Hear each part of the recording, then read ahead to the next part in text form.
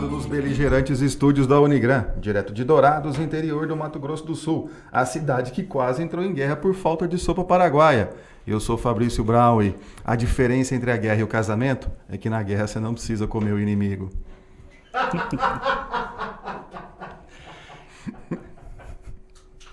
Amor. Que nível baixo. E aqui, professor Vinícius de Almeida, nós é feio, mas não é camelo. Bebam água. Então, só falta entrar o Thiago Ventura, que agora que é com esse nível. Três amigos. O Paulinho Gogopa. Eu sou o professor Fernando Machado. Os que confiam no Senhor serão como o Monte Sião, que não se abale e permanece para sempre. Amém. Amém. Uma pitada de espiritualidade no podcast. Para salvar a alma. Deixar no O nível Fernando daquele pega cara. todo mundo. Pessoal, começando mais um podcast Direito do Mato, fica aquele convite para conhecer mais o nosso projeto, acompanhando a gente nas redes sociais. Confere lá o nosso perfil no Instagram e no Facebook. E depois de terminar esse episódio, confere também os episódios passados nas redes de streaming, em especial no Spotify, Orelo. Se você estiver acompanhando nosso canal do YouTube, já deixa um like e comenta para ajudar aí o projeto Direito do Mato ser divulgado para mais pessoas. É isso aí, contribua também com essa obra do Senhor adquirindo uma de nossas canecas. Presenteie os seus avós, os seus tios e a sua mãe. O Dia das Mães está chegando aí. Faltam 4 meses, você já pode se preparar. Já vai se planejando, né? Financeiramente. Irmãos e irmãs, agradecemos mais uma vez pela sua audiência, o seu carinho, a sua companhia, sempre aqui conosco do Direito do Mato. Agradecimento este que nós estendemos também à Unigran por nos disponibilizar este espaço de qualidade e um espaço de acolhimento para que nós possamos gravar o nosso podcast. Agradecendo também ao Paulo, que chefia aqui o departamento pedagógico, de marketing, de publicidade, de produção, edição, para que possa acontecer este bonito projeto do Direito do Mato. Se as piadas continuarem, eu vou gerenciar o departamento de censura também. Não, mas por enquanto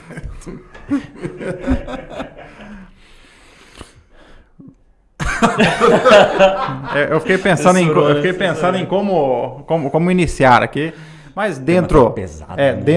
Hoje o assunto é um assunto um pouco mais sério, né? Vamos falar sobre a guerra na Ucrânia e trazendo aqui alguns conceitos de direito internacional. Então, a Rússia iniciou em 24/2 um ataque militar em larga escala contra a Ucrânia, país vizinho ao sul, por ordem do presidente russo Vladimir Putin.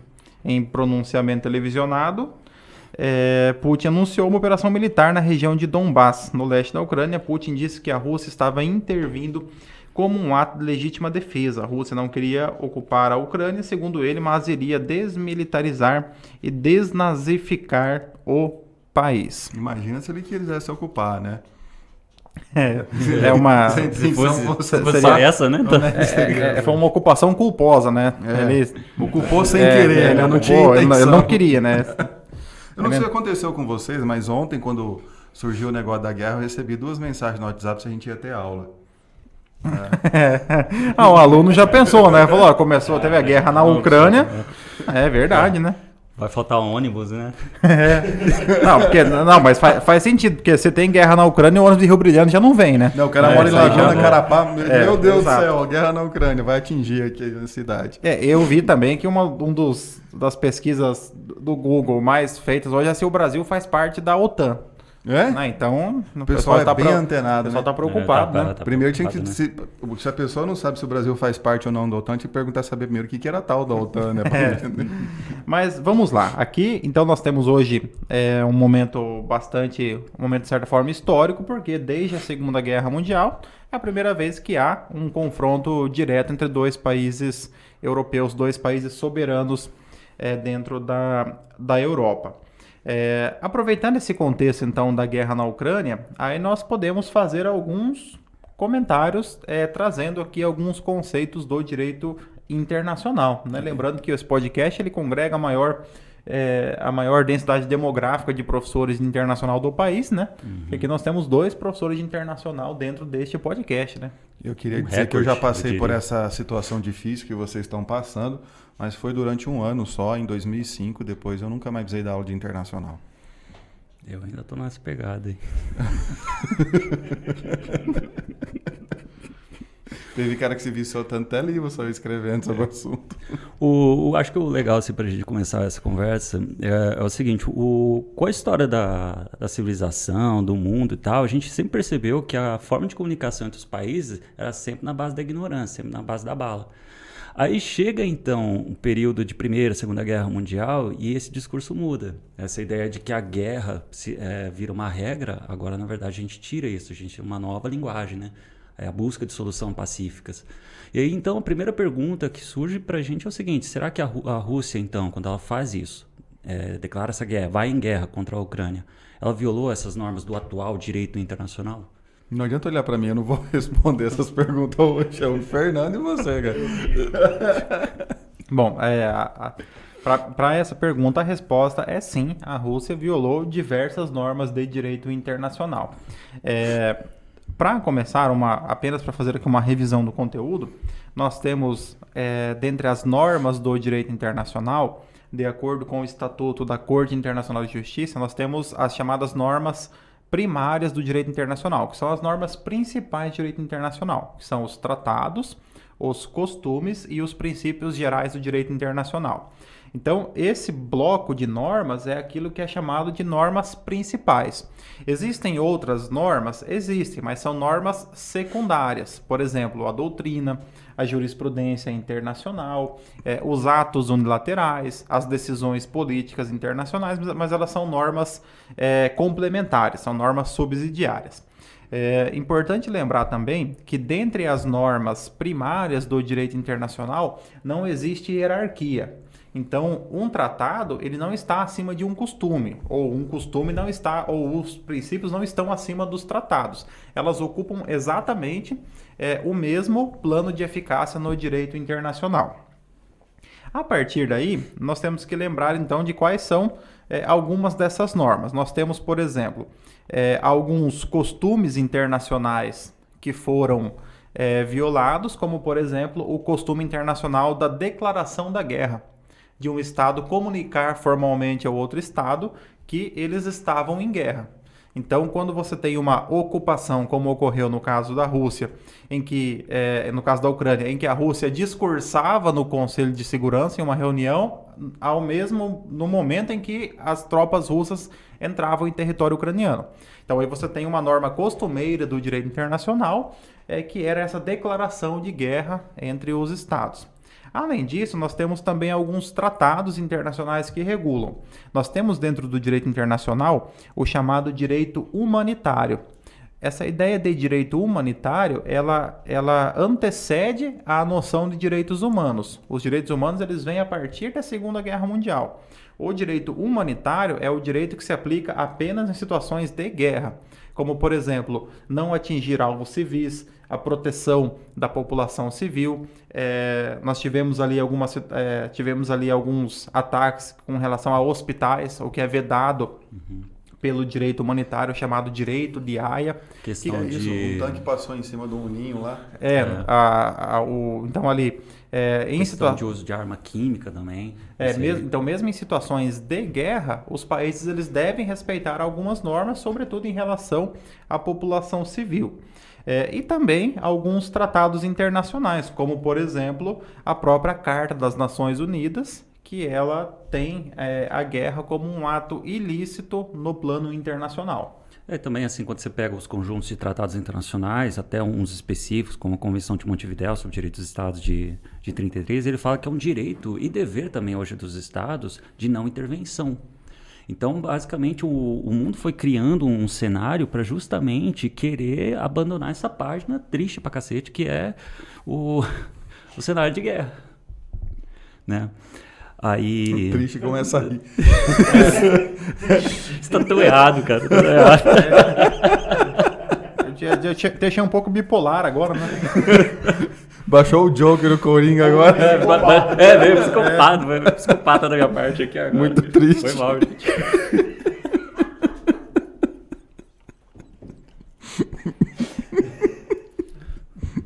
Professor Fabrício, puder retomar a palavra aí? Mas eu não sei se...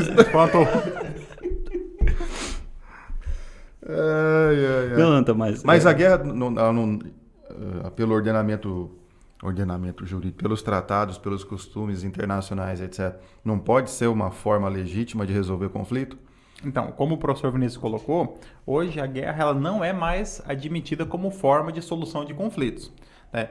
É importante lembrar que no direito internacional nós temos a ideia de conflitos internacionais, mas um conflito não significa agressão. Um conflito pode ser, por exemplo, o Brasil ali tem um conflito com os Estados Unidos por conta da alíquota de importação da laranja. Isso é um conflito que vai ser resolvido pelos países. Aí no direito internacional nós temos várias formas de resolver conflitos.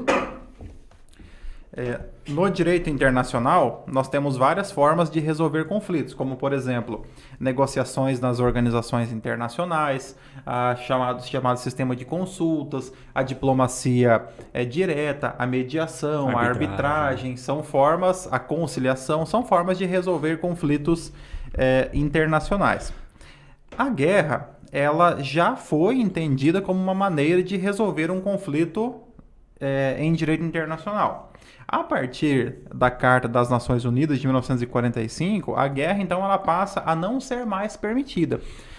Existe apenas duas situações em que a guerra ela é justificada, que seria a chamada a guerra em legítima defesa. Então, um país é atacado, aí para que esse país possa repelir uma agressão injusta, evidentemente que ele, então, está legitimado a utilizar a força militar. A força, então, ele pode então agredir o outro estado no sentido de legitimar uma defesa do seu próprio território.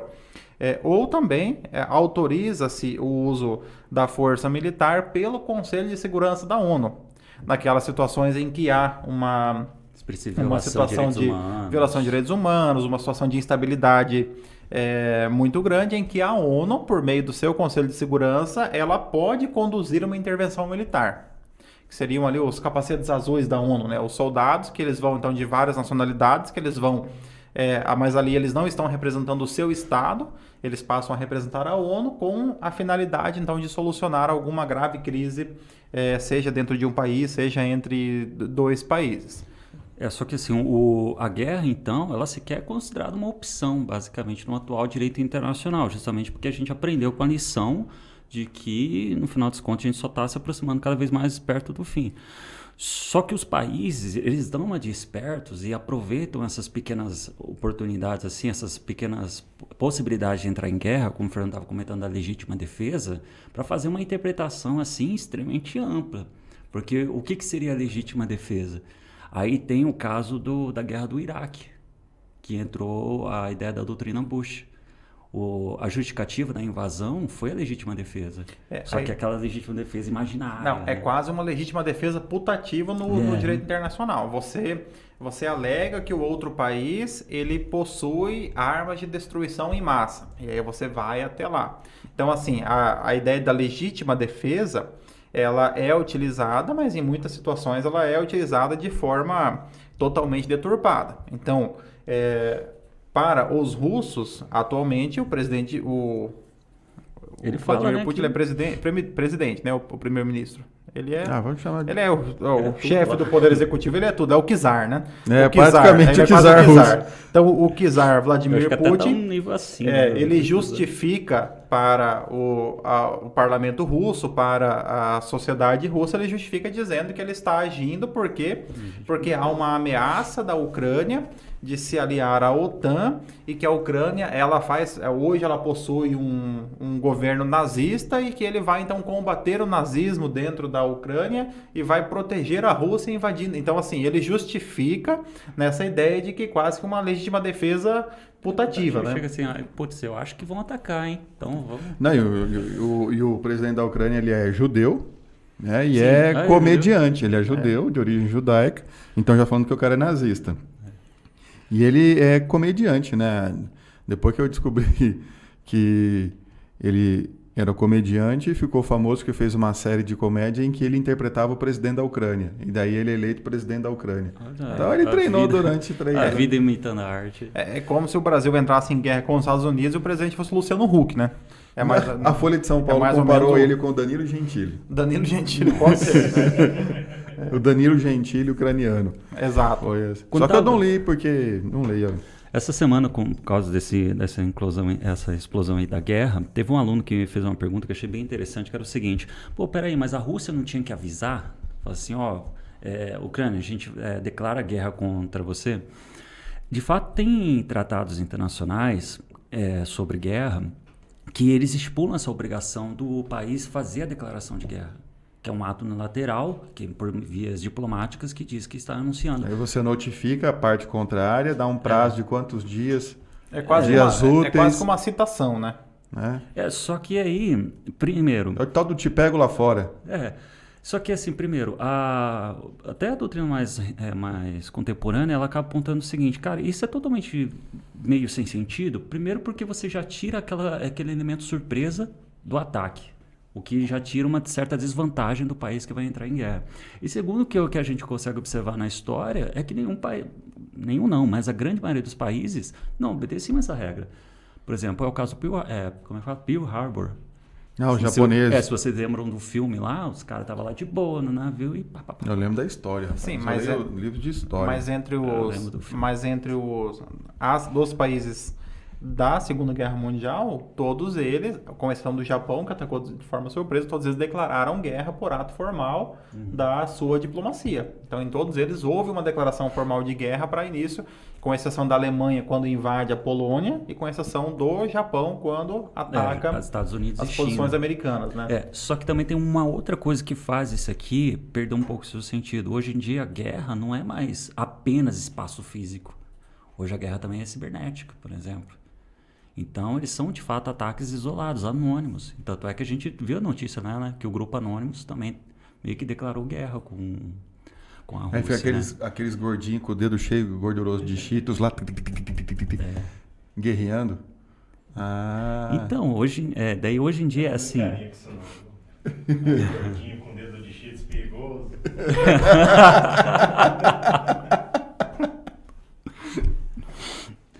Agora, só que assim, toda hora fica mencionando a organização da OTAN.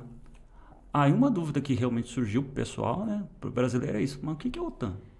Aliás, qual que é o papel de uma organização internacional assim? Por que esse negócio tá metendo aí? Nós temos, a partir do século XX, começaram a surgir as chamadas organizações internacionais. Uma organização internacional nada mais é do que uma associação de países. Assim como no direito civil, várias pessoas se reúnem e formam uma associação que se torna uma nova pessoa jurídica. No direito internacional passaram a ser criadas, então, as organizações internacionais. A primeira grande organização, a Liga das Nações, lá no Tratado de Versalhes, após a Primeira Guerra Mundial, não teve muito sucesso, até porque teve a Segunda Guerra Mundial, né? A ideia foi boa, né? E depois... a Liga da Justiça. Depois Influenciou, né? e depois, então, a grande organização que surgiu foi Avengers, os Vingadores. a ONU, né? A Organização das Nações Unidas, né? A Liga das Nações, ela seria assim, um ensaio da ONU. O ensaio não deu certo, daí depois fizeram a ONU. A Liga das Nações ela não deu certo, primeiro, porque muitos países não participaram. A exemplo de Rússia, Estados Unidos, que eram as potências, não participaram. Segundo, ela não tinha muitos mecanismos para atuação. Não que a ONU também tenha muitos, mas ela não tinha praticamente nada.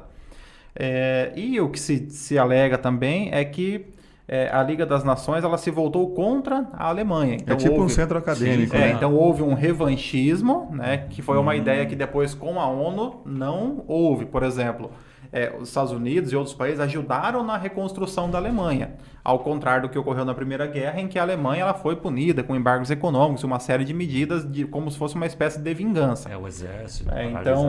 Então houve algumas diferenças históricas, sociais, políticas que explicam. Mas hoje nós temos então no cenário internacional a grande organização é a ONU, que hoje ela congrega aí quase todos os países e territórios do planeta. A ONU ela tem, então, dentre as várias finalidades, cooperação internacional, preservação da paz, desenvolvimento dos países, relações amistosas entre os países, resolução de conflitos, desenvolvimento econômico, social. Então, tanto é que os países que fazem parte se chamam amantes da paz. São vários os países, então eles têm essa ideia de que a ONU seja então a instância em que os países vão poder dialogar sem a necessidade então de recorrer a disputas bilaterais ou a disputas regionais. A ideia então é essa. E era bem interessante, porque enquanto estava invadindo a Ucrânia, estava lá a ONU se reunindo, todo mundo falando com como é que é? O cara que fica na ONU da Rússia. Embaixador da Rússia na ONU. Às vezes tem um outro nome, né? Emissário, sei lá. E ele, não está invadindo não, isso é só um ato de paz, tal. Os caras estão invadindo. Não, muito obrigado pela participação. Não está invadindo não. Você está chegando armado, é normal. É Rússia. E a outra organização que tem ganhado destaque atualmente é a OTAN, Organização do Tratado do Atlântico Norte. A OTAN foi a OTAN, ao contrário da ONU, que é uma organização de caráter pacifista, a OTAN é uma organização militar. O objetivo da OTAN é que haja uma coalizão entre os países que são membros para fins de defesa. Defesa contra a União Soviética. Defesa contra o que era a União Soviética. Na época da Guerra Fria, a OTAN ela foi criada em 1949. Então, Estados Unidos, Reino Unido, França, criaram então a OTAN e mais alguns outros 12, na primeira a composição inicial tinham 12 ou 13 países, hoje tem cerca de 30. E o chamado artigo 5º da OTAN diz que o ataque a um país da OTAN representa um ataque a todos os países da OTAN. Então, se um país que é da OTAN for atacado, ela vai revidar por meio da coalizão entre todos os países. A Ucrânia, ela não faz parte da OTAN. E um dos motivos dessa disputa foi justamente a intenção da Ucrânia de integrar a OTAN. Porque se você olhar no mapa os integrantes da OTAN, todos eles cercam aquilo que era a União Soviética e hoje é a Rússia, com os últimos que foram se integrando, para evitar o crescimento justamente para ter acesso de forma fácil ao oceano. Porque a Rússia tem acesso ao oceano não congelado, né? Porque o Vladivostok fica congelado o tempo inteiro, tal e coisa, mas é pelo Mar Báltico, então ela tem que passar sempre por aquele caminhozinho estreito ali, então tem um controle muito grande. E outro ponto é que a União Soviética ela tinha também o seu tratado com alguns países, que era chamado Pacto de Varsóvia, que era então, seria a organização oponente da OTAN, isso na Guerra Fria. Com a dissolução da União Soviética, então o Pacto de Varsóvia ele foi... Daí tinha Polônia, Alemanha Oriental... Você tinha alguns países ali, então ele foi praticamente dissolvido. Uma das justificativas da Rússia é que a OTAN ela avançou integrando os países que já foram à União Soviética. Eslovênia, Lituânia, países que já pertenceram, a própria Polônia, que já pertenceram ao bloco soviético. Mas a Polônia ficou tão puta com a União Soviética que agora é proibido qualquer símbolo comunista lá. É crime. E além disso, a Rússia, ela, na verdade, enquanto a Rússia esteve em recuperação econômica ao longo dos anos 90 e 2000, a Rússia não tinha condições de fazer ali uma oposição a esse avanço da OTAN. Hoje, a Rússia já se sente confortável para voltar a expandir o seu território. Por quê? Porque hoje a economia russa é uma economia muito forte, ela tem um aliado importante que é a China. Então, a economia russa hoje ela é uma economia que mesmo esses vários embargos econômicos aí, eles não têm talvez condições de causar um prejuízo grave para a economia russa. A China é um aliado, não é porque eles se adoram, é porque eles têm um inimigo em comum. Sim. Como eles odeiam o mesmo inimigo. E também porque eles têm um passado comunista, né? Então, assim, de certa forma... A bandeira comunista de ambos é só para Sim, mas eles têm um passado que os aproxima, né? Então, assim, eles, de certa forma, eles têm. E também, hoje, a China busca aproximação com a Índia. Né, que também para criar um bloco na Ásia que seria muito superior ao que os Estados Unidos teriam em contingente econômico, militar, populacional. Né? Até porque a Índia também tem armas nucleares, né? São países... E tem soldado pra caramba. Tem. Vai ter sobrando soldado. Mas esse avanço da Rússia e a queda da Ucrânia tá justamente porque a Rússia, durante todo esse tempo, ela foi se preparando, porque ela nunca quis perder o poder dela. Então, na verdade, a busca para reconstruir o poder que ela perdeu. E essa questão humanitária, tudo é pano de fundo, assim, para esconder a real a intenção. Enquanto a Ucrânia fez um processo contrário. Em 94, entregou todas as armas nucleares que ela tinha para a Rússia, com a promessa de não invasão. Depois começou um processo de desmilitarização e desarmamento da população, desarmando a população e diminuindo o tamanho do exército das Forças Armadas. Aí, quando chegou a desculpa ideal, né, pro louco do Putin, desculpa, Putin, te amo, pro Vladimir, nosso czar, ele só foi o momento certo. A Ucrânia está fragilizada, né? Está fragilizada e falou assim: agora você quer entrar para a OTAN para me atacar? Então eu vou te atacar primeiro. Alguns países eles passaram por um processo de neutralidade internacional. O que é essa neutralidade? Ela surge inicialmente com a Suécia, após as guerras napoleônicas, em que a Suécia assume então a posição de neutralidade. Então ela não participa de conflitos, ela não toma partido, ela não se alia a ninguém. Posteriormente a Suíça foi por esse caminho, então de neutralidade total. São países que optaram justamente por não manter um exército regular, por não ter manifestações políticas, blocos econômicos, então eles mantêm uma economia, mantêm uma ideologia neutra no cenário internacional. Na América Latina, Costa Rica, né? Costa Rica? Não Nós temos também um país, Costa Rica, do Pacto de San José da Costa Rica. Costa Rica também é um país hoje neutro, desmilitarizado. São países que fazem essa opção, assim como o Chile tem apontado que talvez ele vá por esse caminho. Só que Suíça e Suécia, eles são desmilitarizados, mas a população toda é militarmente treinada.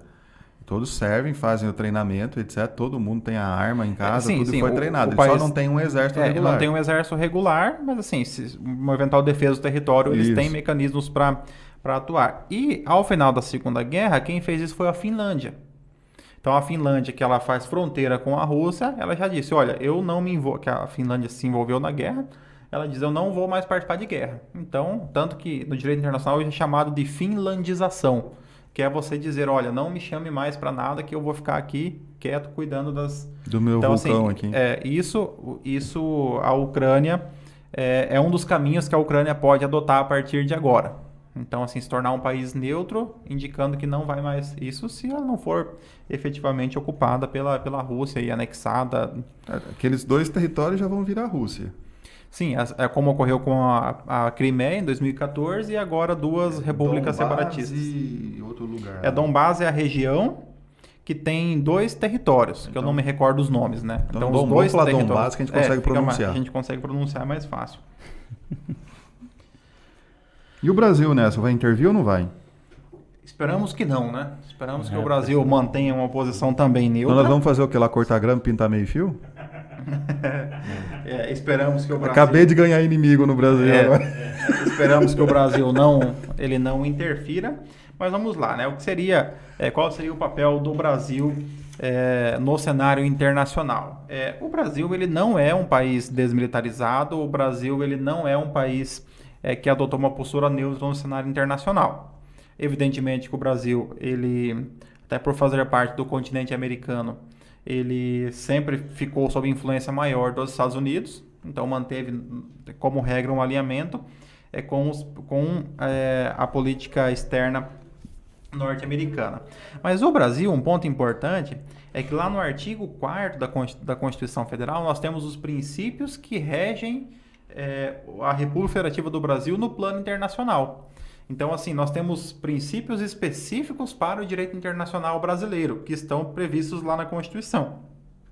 Então, o aluno que vai estudar constitucional, ele tem que ver que existem os objetivos da República, é que existem os princípios fundamentais da República, os objetivos da República e os princípios do Brasil nas relações internacionais.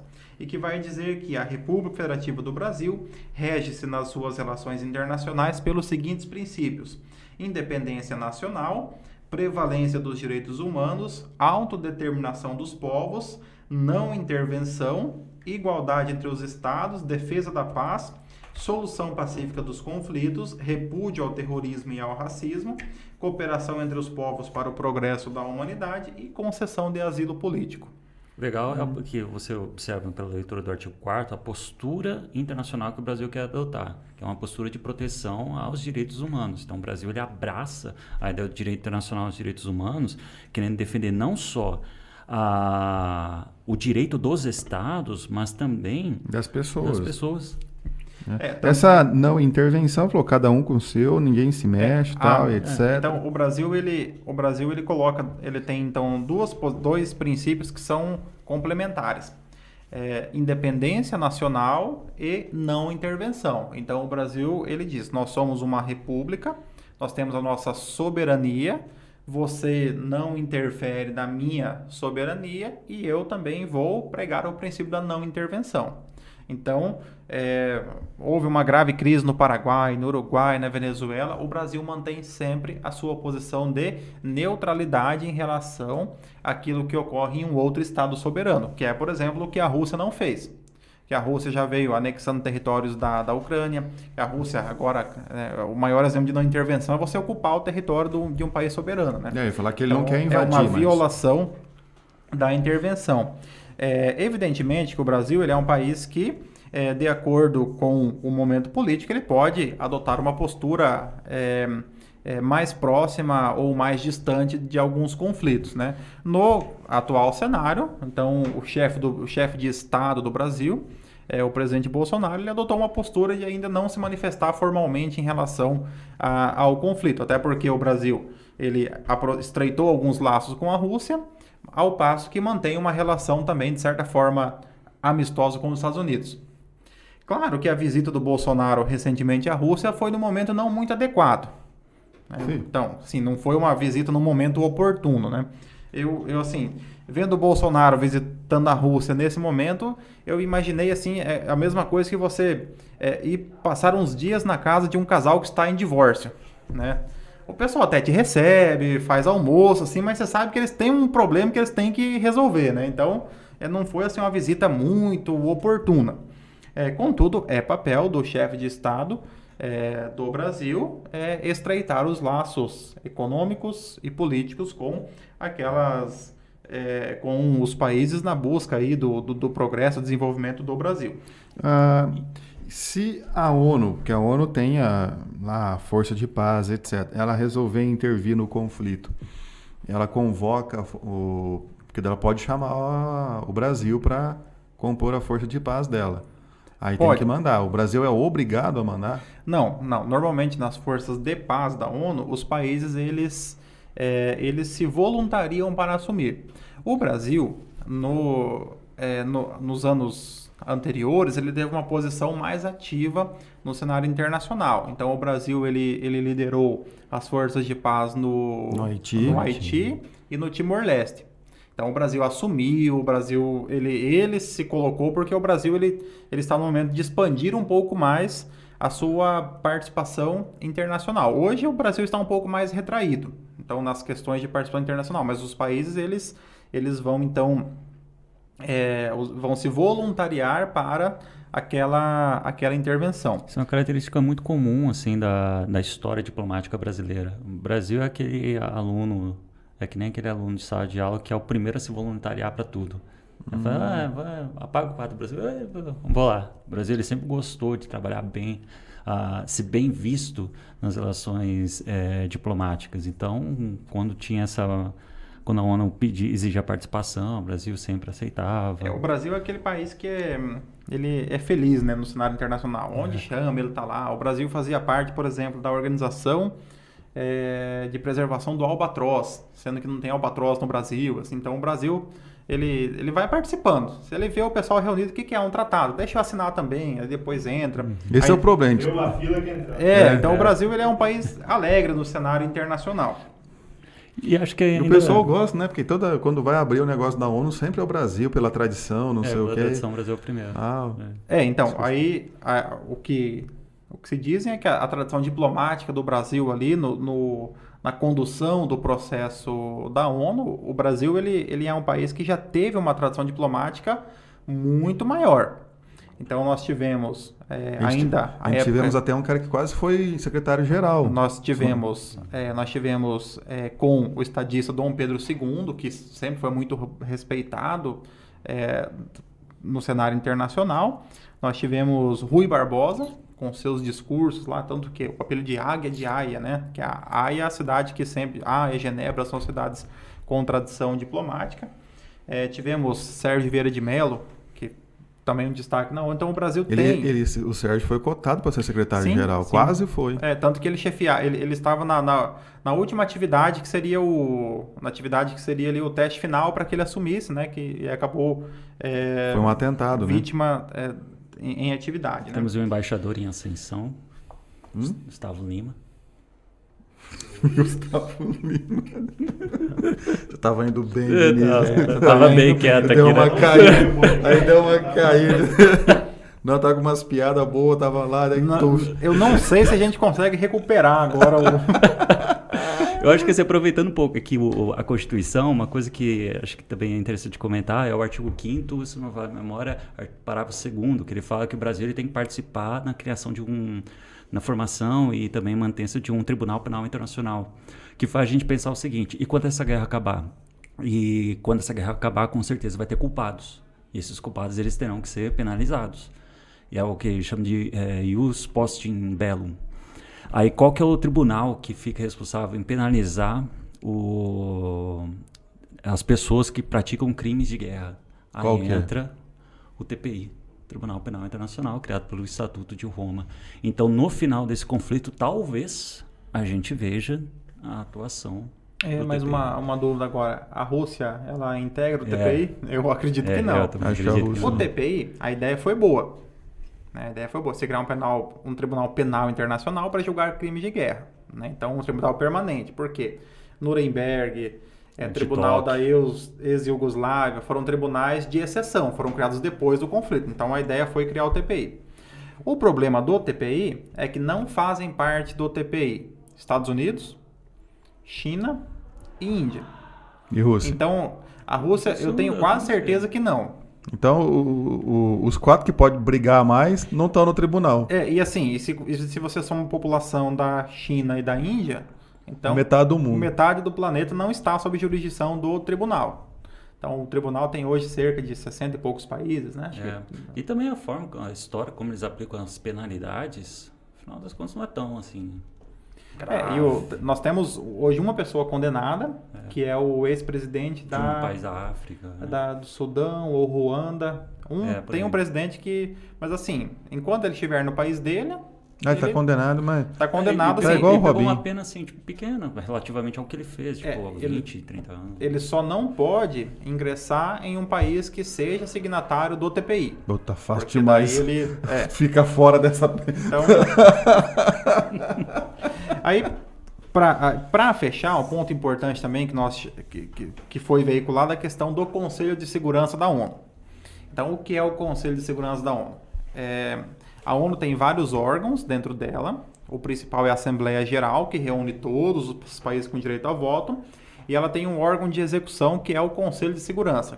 O objetivo do Conselho de Segurança é tomar decisões em matéria de preservação da paz, de segurança. E ele é um órgão que ele tem força executória. Suas determinações podem ser já aplicadas imediatamente. E o peso das decisões é até maior do que da Assembleia. Isso, porque Nos ele assuntos tem que ela força trata. executória, né?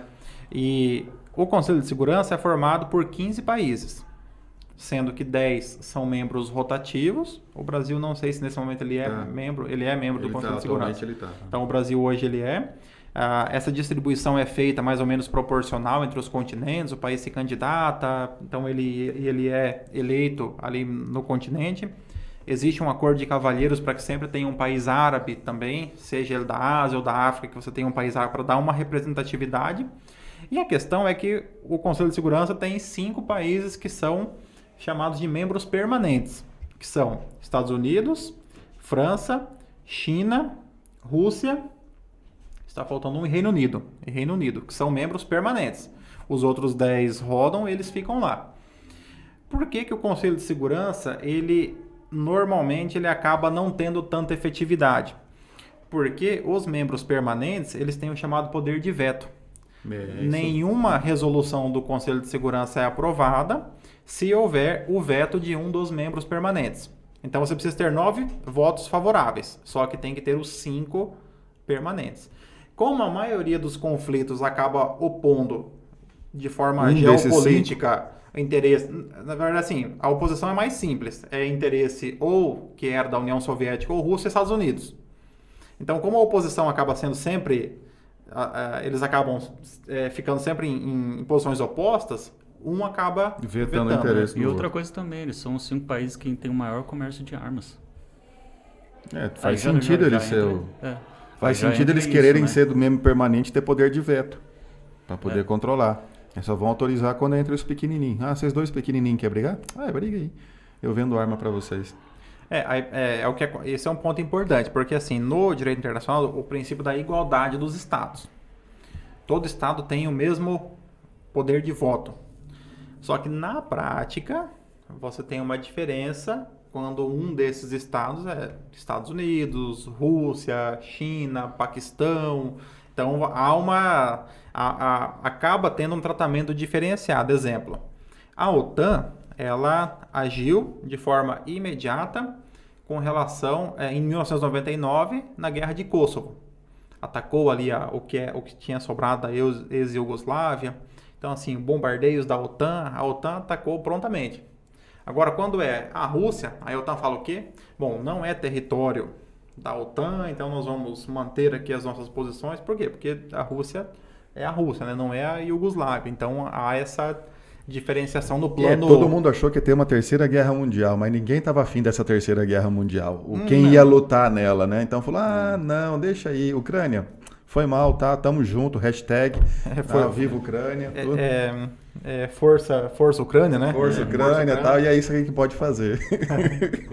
Se vira aí. Tá bom por hoje. Irmãos e irmãs, chegamos felizmente em paz ao final de mais um episódio do Direito do Mato. Fica aqui, reiteramos os nossos agradecimentos a você que nos acompanha em tempos de paz, em tempos de guerra. O nosso agradecimento a você que está sempre conosco. E reforçando aquele convite para conhecer mais do Projeto Direito do Mato nas redes sociais e também no streamings. É isso aí, faça amor, não faça guerra. Tenham todos uma ótima semana, um grande abraço. Sejam felizes.